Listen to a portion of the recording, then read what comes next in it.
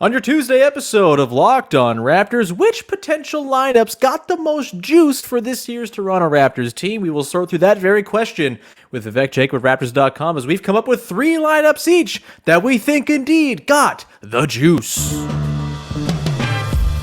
You are Locked On Raptors, your daily Toronto Raptors podcast, part of the Locked On Podcast Network, your team every day. Hey, what's going on? And welcome to another episode of Locked On Raptors, part of the Locked On Podcast Network, your team every day. It is Tuesday, October the 17th, 1 week from the start of the NBA season. It is mercifully very, very near, and I'm your host, Sean Woodley. I've been covering the Toronto Raptors now going on 10 seasons on various platforms. You can find all my work over on the website formerly known as Twitter, at WoodleySean. You can go to Locked On Raptors on Instagram and follow the show there. And of course, you can join the show in the Discord server. We got a great little listener community, 200 plus little sickos just like you, talking Raptors, loving every second of it. We got our fantasy league going. You can come and make fun of me for being really bad at fantasy basketball. There's movie talk. There's all sorts of stuff in there. Would love to see you join our little Locked On Raptors family over on Discord. It's free to do. Link is in the description of the podcast as always. You can also find the show for free wherever you get your podcasts, on the audio apps, and on YouTube. You can hit the big red subscribe button over there and support the show. It's free to do, all of it. It's a free show. Every single corner of the show, wherever you might find it, it is free, and we much appreciate the little things you can do to support the show, like subscribing, rating, and reviewing, and telling a pal. All right, today's show is brought to you by our friends over at Game Time. Download the Game Time app, create an account, and use the code LOCKEDONNBA for $20 off your first purchase. And we will dive now into today's show by introducing our wonderful guest from Raptors.com, who is deep in cricket brain right now. We're recording at a weird time because the Cricket World Cup beckons. Big V, Vivek Jacob, how the hell are you, buddy? I've basically just woken up. That's how I am. We were recording this at about 8 o'clock p.m. on Monday, just so everyone's aware of the insane hours you're keeping right now. Yeah, the games start at about 4:30 a.m. and they run until about noonish. And then I get some work done, I eat some lunch, and then I just pass out. And I Is wake it up when I lunch wake up. if it's your last meal before an extended sleep? Is that dinner? Is that midnight snack? Is that? Yeah, I guess so. We can call it whatever you want to call it, Sean. Welcome to Locked On Philosophy. We'll sort through that question another day. We are here to sort through one major question on today's show, which is which Raptors lineups do we think have the most potential punch to pack? And we're going to dig into that by each sharing 3 lineups that we've concocted. We're going to run through them here on today's show. There is a chance we'll have some overlap, but hopefully not. They're surprise lineups, so if there is overlap, it will at least have some dramatic effect, which will be fun. Before we dive into that, though, Big V, I just wanted to get your quick thoughts on the state of the roster battle situation with the Raptors. Of course, 2 preseason games left. They play tonight against the Chicago Bulls in their second to last preseason game. And they seem kind of like they don't have any roster battles whatsoever. It's kind of weird. I guess the 2 things that you'd point to are, does Jeff Dowtin Jr. find a way onto this team? Plenty of folks would rather see him over Malachi Flynn. I think, honestly, if you're spending your time worrying about this question, you got bigger problems probably to deal with. But there's also the Gary Trent Jr. will he start, will he not thing, which seems to have been put to bed today by Gary Trent Jr. himself. Today being Monday, you're listening to this on Tuesday, of course. So, Big V, quick thoughts on the Flynn versus Dowtin thing, or Dowtin versus Garrett Temple, or whoever else Dowtin might replace if he is to get a guaranteed contract and beyond the 15-man roster, and I guess the starter thing too, if you have any quick thoughts there. Of course, that will lead us nicely into lineup talk regardless. Yeah, I mean, I think the way Darko has spoken of Malachi, I think they really want to find out what he's got, like how much of this was a Nick Nurse situation, not getting opportunity. And, I think even when you look at the way Malachi has spoken, it's kind of like, hey, I kind of feel like I have this new lease on life, and like, let's see what this looks like now, and turn a new page, new chapter in my NBA career, and let's see what happens. I think, I'm sure on some level there's a pride aspect to it with Masai and Bobby saying, hey, this is a guy we picked in the first round. Sure. We're not ready to just like toss this one away yet. So let's see what we've gotten. Kind of that was a sideline theme of Masai's at media day, right? Let's see what it looks like. So you can apply that same logic with Malachi. Let's see what he looks like with Darko at the helm. And Darko, I think that element of being a player's coach was very visible at the media scrum today, right? When he was asked about Malachi, and was very much like, I am going to do everything I can to support this player and get every ounce of goodness I can from this player. And then if it fails, then we have a decision to make. Yeah, I mean, on the Malachi thing, I feel like I stepped outside of my usual box on Monday's show, saying that I would rather Malachi on this team than Jeff Dowtin Jr. purely because he's flashed some ability to take threes and hit them in a way that Jeff Dowtin Jr. just hasn't yet. And I do think, to carry that even further over, the idea that a guy who had some pedigree, first round pedigree in Malachi Flynn, who obviously it's been not so hot the first 3 seasons of his NBA career, and his comments about Nick Nurse and getting a new lease on life, boy, the things just keep coming out in training camp to suggest that everyone's just really happy Nick Nurse isn't the coach anymore, which is a fun little through line of training camp. But I do think you get a developmental mind like Darko Rajakovic you get a fresh set of eyes on a player like Malachi Flynn. Maybe there is something there. Ultimately, there's probably nothing huge, right? I don't think this is a question that's going to add or subtract wins from the Toronto Raptors in-season total necessarily, but I think it's interesting to hear the way they've talked about Malachi Flynn. Obviously, Jeff Dowtin Jr. is, I think, a bit of a fan favorite. And look, there's lots to like with Jeff Dowtin as well. This isn't me saying he's bad or anything like that. I just don't know if they need another defense first player on this team when they have kind of a lot of those. And so that's kind of why I side with Malachi versus Dowtin in the lowest leverage debate of all time. It's kind of where I'm at. The Dowtin thing I think is a little different because there's sort of 2 sides of the conversation. There's the on the court basketball conversation and the sort of have the Raptors kind of dick this guy around in an unfair way over the last year, not having him, play the full 50 games he could have played in the NBA, not making him eligible for the play-in by guaranteeing his contract and making it an NBA deal, not signing him to a guaranteed deal in the summer when the whole thing was, hey, they can sign him to a guaranteed deal in the summer when they didn't do that earlier. Does that kind of sit like a bit of a sour taste in your mouth, the way they've kind of handled this Dowtin thing? And do you kind of view that separately from the evaluation of the player? In some ways, yes. In some ways, no. I think when you look at, the way things have gone with the 905, obviously, that path doesn't exist anymore, right? Delaware has his rights. And so if he were to get cut, then he's going to Delaware, and that's done with. And so what comes of that, if you say, okay, if we're cutting him, we don't really see a path to the team anyway. So why not have that spot on the 905 for someone who we could see that potential with? Sure. Right. The other side of it is, hey, we just disagree with that opinion that Dowtin can be something for this team and that you should not be willing to cut ties. And so he is up against it.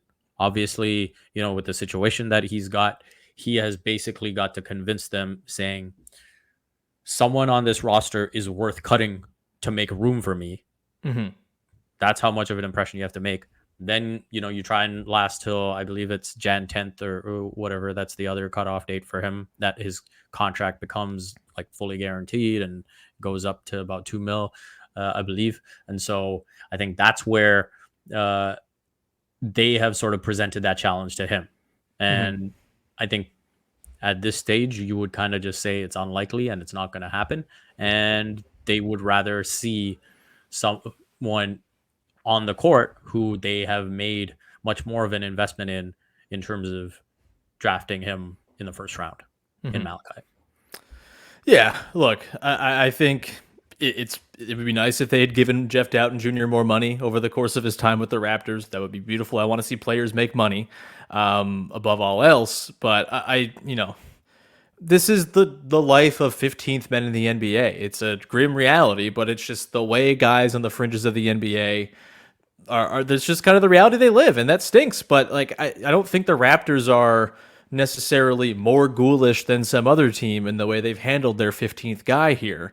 It's unfortunate, and yeah, like I think unless we see Jeff Dowtin really kind of show out against not the fourth quarter roster of the Cairns Taipans in the final two preseason games, he's probably not going to make this roster. But I do think it's probably the most interesting story of the final two preseason games, which I think says something of the preseason in itself. But I'm curious to see, did I think we'd spend a full segment on this? No, I didn't. But hey, we were here at the 10-minute mark, which means we got to take a quick break. We'll come back on the other side, and we will play a little lineup roulette, pick some lineups we think that each we want to see a little bit, maybe kind of work their way into the core lineup rotation for this team coming up on the other side. We'll do that momentarily, but first, today's episode is sponsored by BetterHelp. Do you ever feel like your brain is getting in its own way? Like you know what you should do, what's good for you, but you just can't do it? I struggle with this a lot with exercise. I've been better about it lately, but a lot of the time I know I need to be exercising. I know I feel like crap, but I can't bring myself to get off the couch and do it. And therapy can be something that helps you figure out what's holding you back from doing those things that are obviously good for you so you can work for yourself instead of against yourself.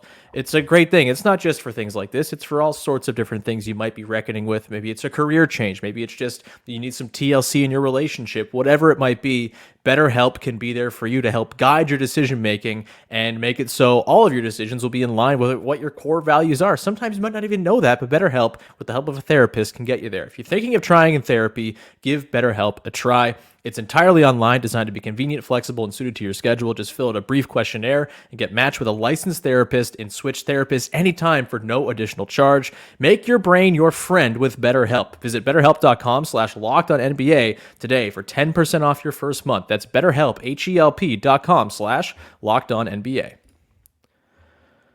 All right, we continue on here. Big V, Vivek Jacob at Raptors.com, along as we continue on here with your first listen of the day, digging into lineup combos. One of my favorite things just thinking about basketball, Big V, I gotta say, I have like a whole series of notes apps just at various times where I'm like, let's think of some lineups. If I'm bored, like on a train or something, let's do some lineup combinationing because that's a fun thing to do.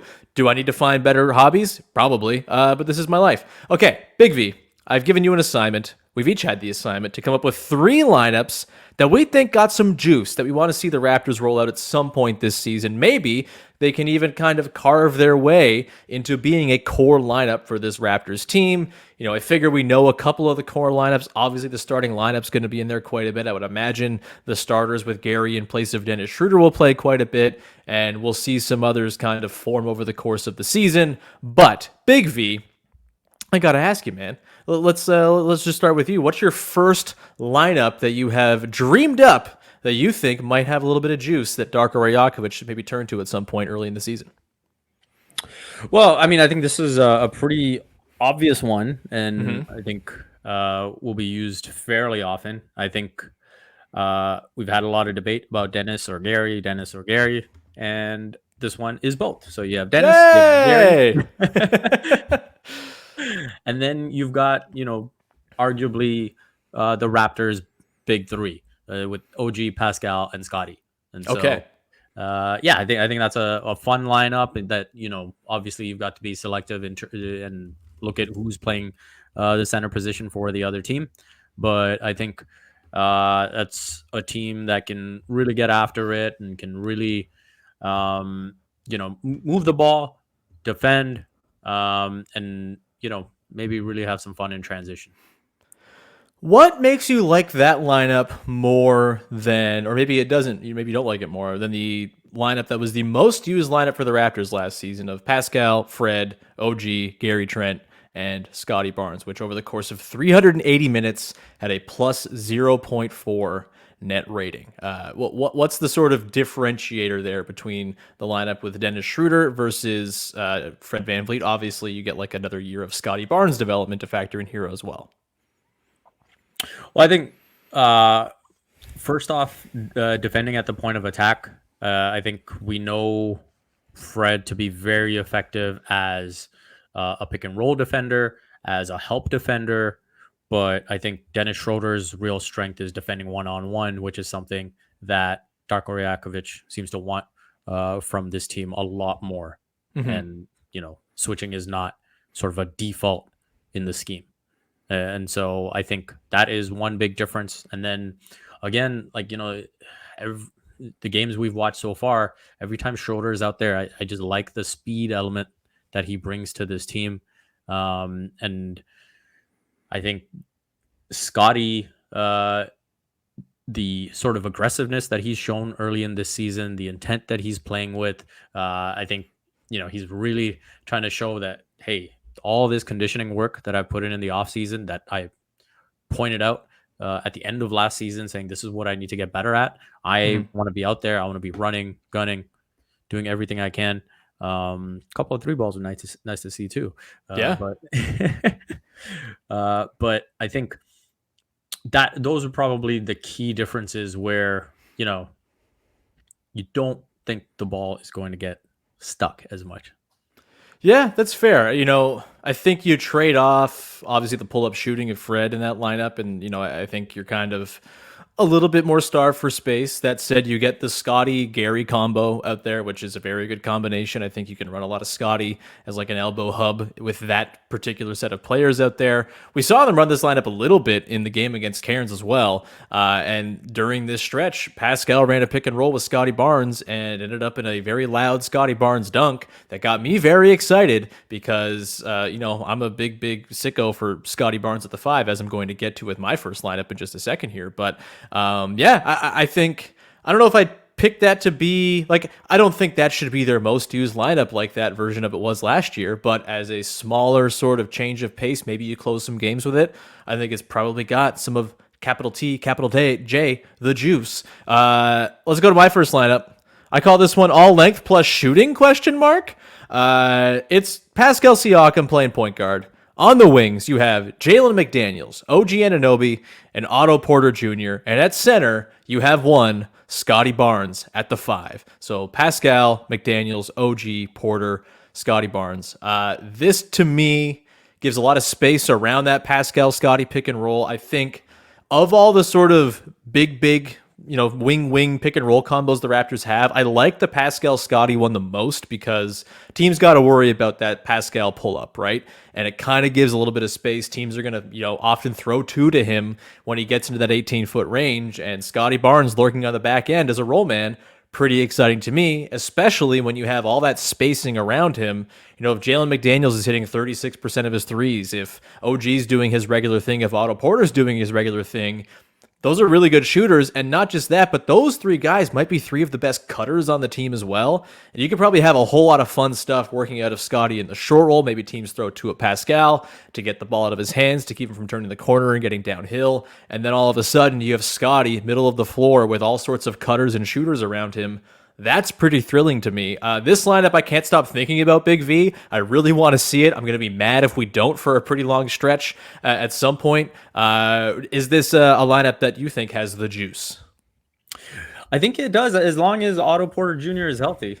Yeah, I mean, that's the caveat for everything. He must have his toe attached to his body. Yes, I know. Yes, exactly. And so, again, I have a lineup with the Otto in there as well. And I think the type of player Otto is, like, that theoretical fit is amazing, right? And so, I think your lineup has some juice. I think it could be a really fun lineup that you could throw out there. And in terms of the spacing, it makes a lot of sense as well. So I like that. I will throw my Otto Porter Jr. lineup at you. Please do. So I wanted to give myself a bit of a challenge. Because I was kind of going through the lineups and I was like, okay, this feels a little like cheating because I've always got like Pascal Scottie in there. And I was like, okay, no Pascal, no Scottie. I had one of these too. It's simpatico. And so I went with Dennis, Gary, OG, Otto Porter Jr., and Yak. Like it quite a bit. Mine is startlingly similar, but we'll get to that in a sec. Talk about yours. And I love that, you can kind of have Dennis and Yak as your hubs, and then you have the spacing of Gary, of OG, of Otto Porter Jr., and OG, I think, is going to really enjoy cutting in that lineup. You'll get some three ball looks, obviously, but I think we've seen some really strong chemistry at the end, that back end of last season between him and Yak. And so I think we'll see more of that in this particular lineup. I think, Dennis is going to be really good at finding the shooters. And then I think I'm liking what I've seen in that one game that we saw of Dennis and Yak together. Mm-hmm. And so I like that pairing. And so, yeah, I think this could be a fun non-Scottie, non-Pascal option. Yeah, the logic of pair your best pick and roll ball handler with your best big man who can dive to the rim and pick and roll, pretty sound, especially as a way to get around and not having Scottie or Pascal on the floor. I'm curious, how often do you think they will have both of Scottie and Pascal on the bench? Do you think this is going to be a thing where Darko tries to keep one out there at all times, or do you think they could just kind of say, you know what, we have enough here to get by, and it almost opens up some interesting, more shooting heavy lineup possibilities to not have both those guys out there? Yeah, I think it's interesting in the sense that maybe the way Scottie plays Yak isn't necessarily the best combo. And so I feel like if you're pairing out of those four between Pascal, Scottie, OG, Yak, right, in terms of twos and twos, you might want to go Scottie and OG, right? Sure. And you might go Pascal and Yak, because who doesn't want to see Yak and Skittles? But this one, obviously, like I said, I didn't want to have either Pascal or Scottie, so I went with that. But it's going to be interesting to see how Darko views that, and he might look at it and say, hey, on the other side of the floor, we get the best out of Scottie maybe if he's not at the 5, right? If we have Yak at the 5 and then Scottie's out on the perimeter a bit more, that's where we get our best. So it's going to be interesting to see the different things that he weighs, and just understanding the way he thinks about the game and the patterns and all of that, which we're coming up on soon enough.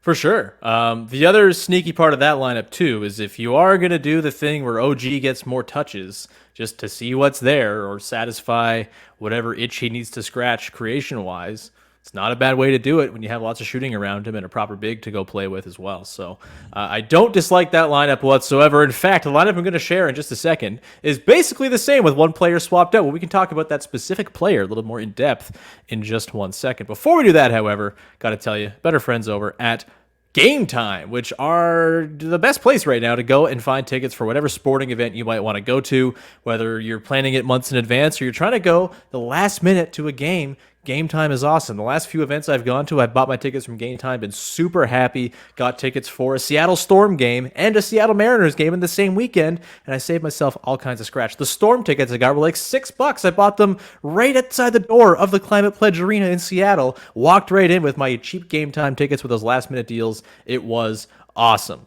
Go right now and check out Game Time. They have all sorts of great features. They get photos of your seats, so you're never guessing where your seat is, what kind of sightlines you're going to have, and also they have the Game Time guarantee, which means you'll always get the best price. If you find tickets in the same section and row for less somewhere else, Game Time will credit you with 110% of the difference. There's no reason not to go to Game Time. Go check them out right now and take the guesswork out of buying tickets with Game Time. Download the Game Time app, create an account, use the code LOCKEDONNBA for $20 off your first purchase. Terms apply. Again, create an account, redeem the code LOCKEDONNBA, LOCKEDONNBA for $20 off. Download Game Time today. Last minute tickets, lowest price, guaranteed.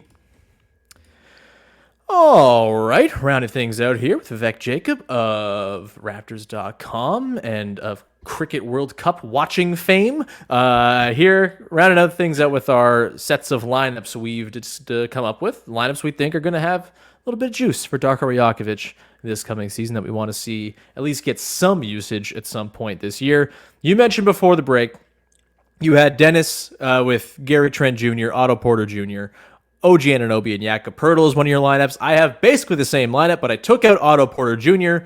and I put in Grady Dick. So it is Schroder, Grady Dick, Gary Trent Jr., OG, and Jakob Poeltl. Yeah, you kind of are light on wing defense with this, with Grady Dick and Gary Trent Jr., but I like the idea of those two dudes running around like maniacs off of Jakob Poeltl dribble handoffs. I think that's cool. I think those are the types of guys who are really going to benefit from all this elbow action they're going to try to run this season. And obviously it's been not the most resounding start for Grady Dick in the preseason. I still think those threes are going to fall. And I also think he's got to play. I know there's some folks who might say, oh, stick him in the 905, get him some development time. I don't see the point of not having Grady Dick in the 10-man rotation to start the season. He does a thing that the team badly needs in that he spaces, and I think just what is this season if you're not just trying to see what Grady Dick can do at the highest level? And I also think he's the type of player you're not going to send him to the G League and ask him to run 100 pick and rolls and develop that way. That's not the type of player he is. He's an amplifier. He's someone who's going to play better playing with better players, where he can leverage the space that he provides, and those better players can then in turn leverage that space for themselves. I think Grady Dick should be playing, maybe not in this specific lineup all the time without a Pascal or a Scottie out there necessarily, but I like the idea of this one. I think it's probably the most shooting-heavy traditional spread pick-and-roll lineup the Raptors can go with Schroder and Poeltl as the sort of backbone of it.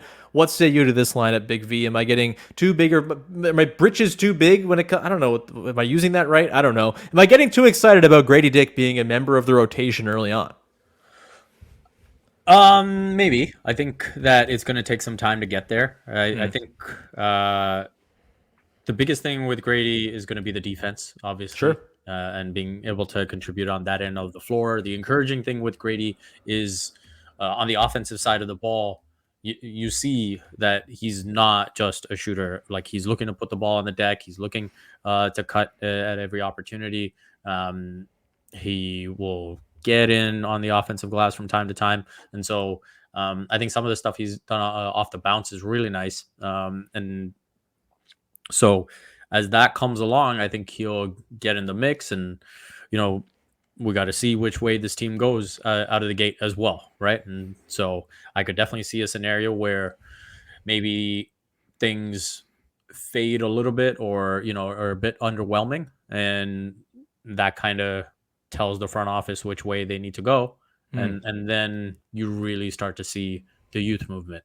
I'm not opposed to him getting 905 reps. I think that's been a part of this franchise's identity at its best. And if there's opportunities for him to just, work on stuff that isn't quite NBA level ready, that he can just do over and over again in a 905 game, I think that is better for his development. And so, let's face it, in the beginning, he's going to be with the Raptors anyway. The 905 season always starts, like a month into the NBA season. So, I think it'll be nice to have him get some playing time early, where even if he goes to the 905 later, it can be like, hey, this is the sample size of, what did work and what didn't work on an NBA floor. This is what we can work at the 905.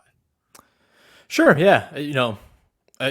Maybe it happens. I kind of think the team with like four good shooters should keep one of the shooters on the team and just like play him a lot and grow and deal with the lumps as they come. I think that could be this isn't me like denigrating the idea of the 905 being a development hub either, right? Like, you can totally go down there and work on your game and get a lot better. I just tend to think for a guy like Grady Dick, who's like never going to be someone who's an on-ball force who needs to kind of refine pick and roll creation or anything like that. I mean, that'll come over time, I'm sure, in some small amount, but he's going to be an amplifier, a guy who plays with better players and makes everybody's lives a little bit easier. And, maybe teams don't guard him like a shooting threat coming out of the gate, and that, saps his ability to make that effect. But, he comes in with as much shooting pedigree as anyone in the draft, so I would think that defenses are going to be a little worried about him firing up threes, but we shall see. Either way, I think that lineup is that's the lineup they go to after the Otto Porter trade value has been ballooned, I suppose, and then they swap Grady in for Otto in your proposed lineup. We got two lineups each left to get to. What you got for your last one? Or sorry, one left each. What's your last one here, Big V? So I decided to just go as funky and as defensive as I could. Okay. And so I said, let's take a look at Point Scottie, Uh-huh. OG, Uh-huh. McDaniels, Uh-huh. Pascal, Uh-huh. and Chris Boucher. Hell yeah. Get weird. Yeah. And I was like, let's just go crazy. We can do it with Nick. We can do it with Darko. And so not everything Nick Nurse did was bad. It's just you can't do that all the time. Yeah. Like, there's got to be some variability here, man. Yeah. And so obviously, granted, the spacing will be quite bad. But I do think in terms of what Nick, in terms of what Darko would want in terms of the ball movement and in terms of just constant player movement, this is a five that would be very equipped to do that.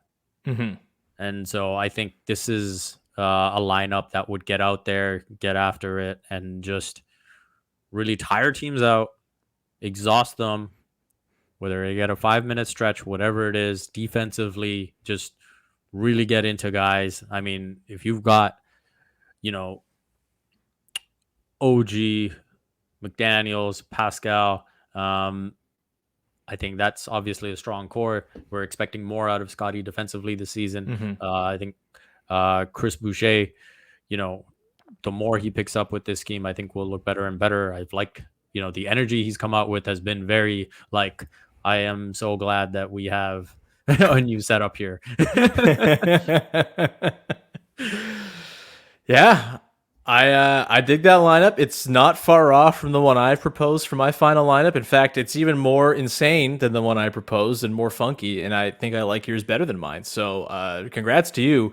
Jalen McDaniels, man. I'm excited to see how he kind of slots in. He seems like if the 3 falls for him, he's going to be a massively important player. I think John Hollinger wrote in his sort of it might have been when he was talking about why he thinks the Raptors are going to overachieve. He's talking about McDaniels and how McDaniels is has a chance to be one of just by the value, one of the best free agent signings of the offseason. Already is. He's playing for $4.5 million this year, and Hollinger has him as an $11 million player, just the player he is right now. So there's some upside there. If those threes fall, man, at the 37, 38, he's kind of flashed moments of in his career. Things get pretty exciting with that dude, and that lineup would be just nasty to try to score on. And I don't even care that there's not a lot of shooting in that lineup because who needs to shoot when every possession is running off a miss and dunking on their faces? Exactly. It's solving basketball. My last lineup, we're running it back, baby. We're going back. This is called the 2021-22 Reload lineup. It's just a lineup they used quite a bit that year, and it was really fun. Scottie, Gary, Pascal, Precious, Chris Boucher, a lineup that in 2021-22 had a plus 20.4 net rating over 51 minutes together with a 40% offensive rebounding percentage. That's ridiculous. They collected 58.3% of all available rebounds. Again, can't really shoot, but if you have all the rebounds and you score on the run a bunch, who cares? And I think that lineup, it's proven it's got some juice in the past. It was not as good last year. It was a minus 5.3 net rating in about 26 minutes of action. So, not exactly, the small sample on both sides it's hard to parse, but I think that lineup could be kind of fun. We haven't talked a lot of Precious here either. I hope we can get into a preseason game here or two. That'd be nice. But yeah, that's what I got. A lineup that everyone's seen before and everyone had a lot of fun with when they were marauding through the Eastern Conference down the stretch back in 2021-22. So that's my last lineup here. Big V, I have to ask you this question, having gone through this exercise to wrap up the show. Is this team going to be a lot more fun than we thought? Good and fun can be different things, but I kind of think just the different lineup combos and the weirdness of this roster could actually lend itself to being pretty bloody fascinating, even if the results maybe aren't always going to be there.